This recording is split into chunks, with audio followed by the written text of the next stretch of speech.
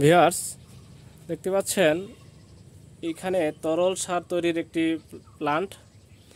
এখানে ভাইয়ের নিজস্ব উদ্ভাবনী একটা বুদ্ধি। এটা আসলো এখান থেকে যে কেঁচোটা পরিষ্কার হয়ে পানি দেওয়ার পরে ধুয়ে যে কেঁচোর যে শরীরের যে একটা তৈলাক্ত ভাব সেইটা এবং পানিটা ধুয়ে ওই গোবরের যে নির্যাসটা ধুয়ে এদিক দিয়ে গিয়ে ওই পাশে টাঙ্কিতে জমা হয়।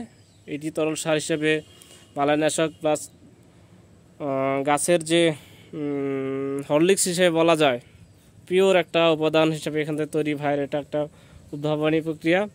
এছাড়াও এই যেগুলোতে রিং, যারা ছোটোখাটো তৈরি করতে চান তারা এরকম রিং করে করতে পারেন। এছাড়াও ভাইয়ের এগুলো প্রথম দিককার রিংগুলো মনে হয়, তাই না ভাই? তো সবসময় ভাই যেগুলো নিয়ে ব্যস্ত থাকেন, নিজেই পরিচর্যা করেন, সাথে লোক থাকে অবশ্যই। দেখেন কেঁচোগুলা খুবই সুন্দর, উৎকৃষ্ট মানের কেঁচো। এগুলো দিয়ে খুব সহজেই সার তৈরি করা সম্ভব। এই কেঁচোগুলা, এই গোবরগুলা খেয়ে তৈরি করে ফসলের জন্য আসলে আমি যেটা বলি যে হরলিক্স টাইপ উৎকৃষ্ট মানের যে জৈব, সেটা এই সারগুলা থেকে পাওয়া যায়।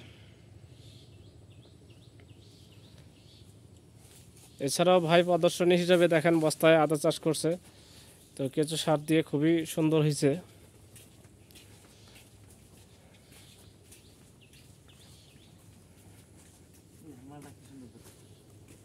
ভিউয়ার্স, কেঁচো সার যে ফসলের জন্য একটা ভালো মানের একটা দেখেন, একটি ছোট্ট একটি মালটা গাছ কতগুলো মালটা ধরছে দেখেন।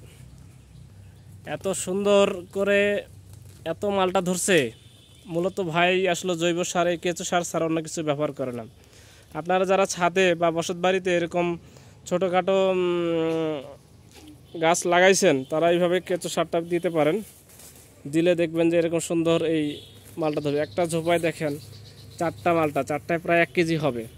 2টা ডালে যে 2 কেজি হয়, বাকি সব বারে 4-5 কেজি মালটা দেখেন। এটা কি 12 মাসি নাকি ভাই? এই যে আবার ছোট ছোট দেখা যাচ্ছে আবার। ও আবার আসে। হুম হুম হুম হুম।